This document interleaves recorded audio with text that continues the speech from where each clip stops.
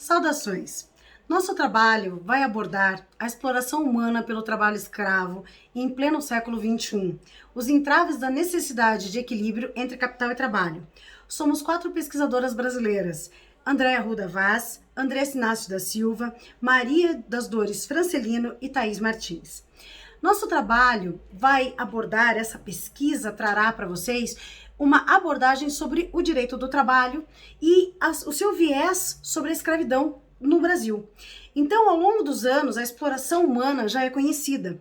Então, a escravidão, ela é existente, ela é um aspecto a ser vencido e trabalhado pela legislação, mas nós faremos, primeiramente, uma apresentação histórica, porque necessariamente a luta dos negros contra a escravidão, ela se inicia desde 753 a.C. Então, e desde então ela vem sendo combatida através de mecanismos jurídicos nacionais e internacionais e também pela OIT.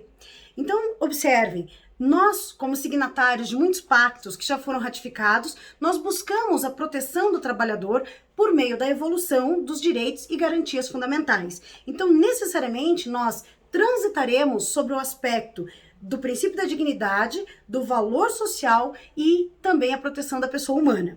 Então, nós analisaremos 3 preceitos que vão tangenciar a proteção dos valores sociais do trabalho, a proteção do trabalhador, buscando diminuir as desigualdades sociais e promover também o bem-estar. Aspectos esses necessariamente abordados pela nossa Constituição Federal.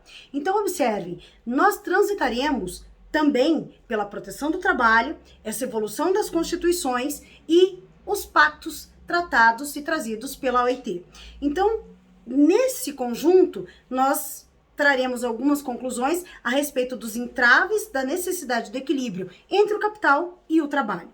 Então, necessariamente, dentro disso, abordaremos as convenções, especialmente a número 29 e a número 105 da Organização Internacional do Trabalho. Então, nós abordaremos a necessidade de trazer ao trabalhador a sua dignidade e protegê-lo em relação à exploração referente ao trabalho humano. Espero que gostem da nossa apresentação. Passo de imediato a palavra à minha colega Andressa, que fará a abordagem do segundo ponto do nosso trabalho. É importante considerar, quando nós tratamos de relações de trabalho, que o fenômeno da escravidão é um fenômeno que ocorre em diferentes períodos históricos da humanidade. No que diz respeito ao nosso trabalho, nós focaremos sobre as relações sociais de trabalho e as dinâmicas do processo de escravização em que dizem respeito ao território brasileiro, à consolidação do Estado-nação. É importante considerar que no Brasil, a primeira manifestação do processo de escravização se deu com as populações originárias indígenas que foram escravizadas no processo de colonização. Uma outra dinâmica de escravização, também permeada pela relação com o capital, com a possibilidade de lucros através do processo de escravização e de venda de indivíduos, ocorre com a escravização de africanos que são trazidos para o chamado Novo Mundo, não só para o Brasil, mas para as colônias nas Américas e em outros lugares do mundo, para servir de mão de obra a consolidação de diferentes ciclos econômicos brasileiros.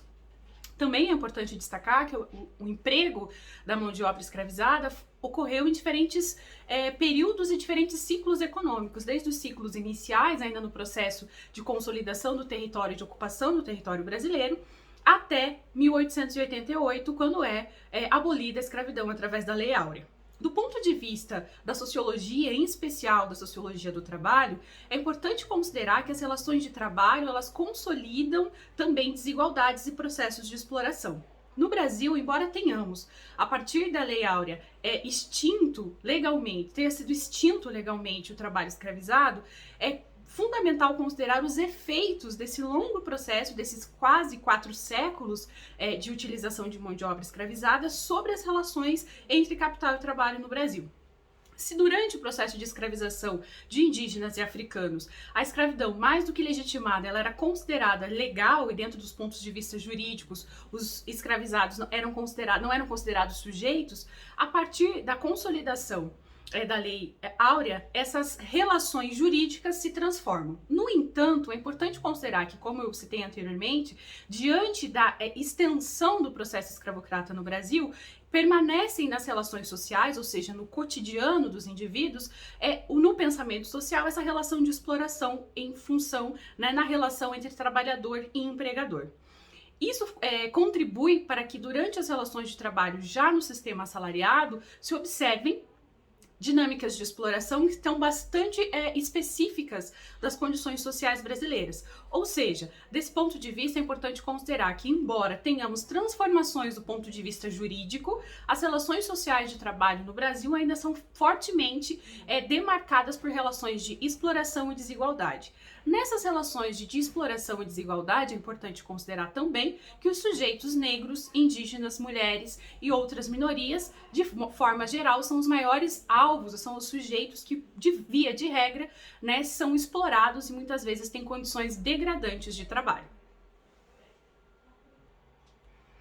Agradeço as considerações da minha colega Andressa e passo a analisar a proposta de pesquisa, não é, a partir dos instrumentos internacionais pelo Brasil ratificado. Nós temos dois instrumentos elementares, que são a Convenção 29 da OIT e a Convenção 105, que são duas convenções que tratam da necessidade de engajamento do Estado, da sociedade, dos organismos internacionais no combate à exploração humana no trabalho em todo o planeta. Eu ressalto que estas duas convenções, elas são normas de direitos humanos reconhecidas pela própria Organização Internacional do Trabalho em 1998, por meio da Declaração de Direitos e Garantias Fundamentais, que reconheceu estas convenções, ou os tratados em geral, de combate à exploração humana no trabalho como normas universais, normas de direitos humanos. Pois bem, é importante se pensar no combate ao trabalho escravo no planeta, não é? E a OIT trabalha esta perspectiva no sentido de se equilibrar capital e trabalho. O capital, ele não pode se sobrepor ao trabalho, ele não pode se sobrepor às atividades em si laborais. Então, esta é uma discussão bastante complexa, bastante difícil, porque o trabalhador, ele vende o seu trabalho, a sua força humana de trabalho, né, em troca de uma remuneração, enfim, e esta remuneração, ela não pode ser exploratória, né? As condições de trabalho, o ambiente de trabalho não pode degradar a vida e a saúde do trabalhador. Infelizmente, em todo o planeta, e no Brasil não é diferente, em pleno século XXI, nós temos a exploração humana no trabalho bastante evidente, no trabalho no campo, no próprio trabalho em minas de carvão, em atividades da agricultura, entre outros elementos. Não raras as vezes, o Ministério Público do Trabalho intervém, né, interdita estabelecimentos, com trabalhadores restritos da sua liberdade, sem uma remuneração mínima, sem anotação em carteira de trabalho, sem higiene, sem salubridade nos ambientes laborais. Então, este trabalho de combate à exploração humana dentro do Estado, assim como no âmbito internacional, ele tem que ser bastante eficiente, bastante ativo no sentido de combater. A OIT, juntamente com a ONU, juntamente com a OEA, né, tratados da OEA que o Brasil também ratificou, eles têm um trabalho conjunto, né, seja no âmbito regional como no âmbito planetário, de combate à exploração humana no trabalho. Deve o Estado, a sociedade civil, o âmbito empresarial enveredar todos os esforços para combater o trabalho escravo e equilibrar esta relação entre o capital e trabalho de modo a promover a dignidade humana. Desde já agradecemos à Conferência Euro-Americana de Direitos Humanos pela oportunidade e pela aceitação da nossa pesquisa. É uma honra e uma grande emoção a participação. Muito obrigada.